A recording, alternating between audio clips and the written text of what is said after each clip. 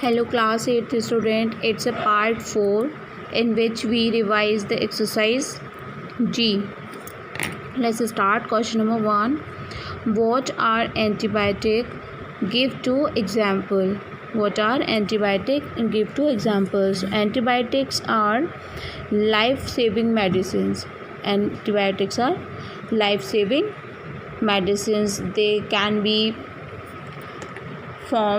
in the form of tablets, ornaments, or creams. Okay, and the 2 examples are erythromycin and penicillin. Erythromycin and penicillin are 2 examples of these antibiotics. These antibiotics are life-saving medicines and they are used for curing the diseases, and they stop the growth of microbes. Means first we see that this many times we see this thing that with the medicine doctor prefer to give antibiotics. Is these antibiotics will start to inhibit or stop the growth of microbes first, that could any disease can't be spread more. So these are life-saving medicines. Question number 2. How does rhizobium help in improving soil fertility? So rhizobium help in improving soil fertility because it helps in nitrogen fixation. It helps in nitrogen fixations. It convert the atmospheric nitrogen into the inorganic form of nitrate, as the plants are unable to take direct nitrogen from the environment. So these rhizobium convert these atmospheric nitrogen into the inorganic form of nitrogen, that is like the nitrates, ammonia, just like this. Third one. Why are viruses called the bridge between living and non-living organisms?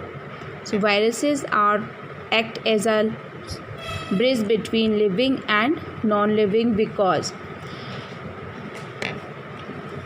if the viruses are not entering in the living body, they remain inactive.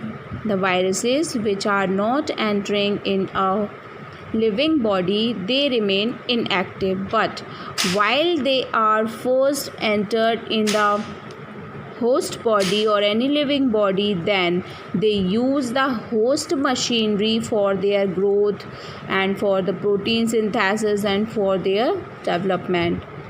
So if they enter in the host body or a living body, then they act as a living organism. But if they are not entering any living body and they are roughly lies on the non-living object, then they react as a non-living.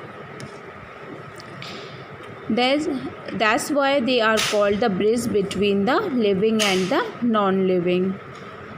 They shows the character of both of them, living or non-living. Question number 4. How do protozoans move? So protozoans having mostly different like structures for the moving, just like amoeba having the pseudopodias for the movement, euglena having whip-like structure for the moving, okay, and the paramecium having cilia like hair-like structures which help to move.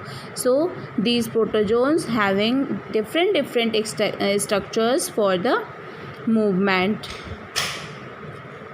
Question number 5.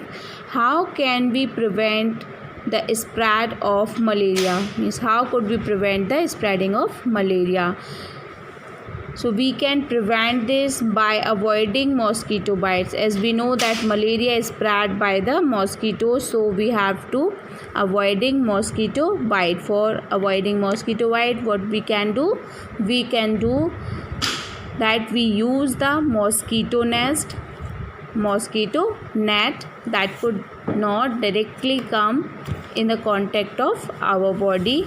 Second, we can use the insect repellent, the odor or a bad odor, or we can say the pungent odor or the smell, repel these insects.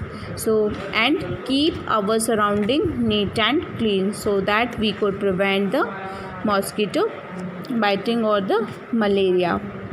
Thank you class. We continue in the next part.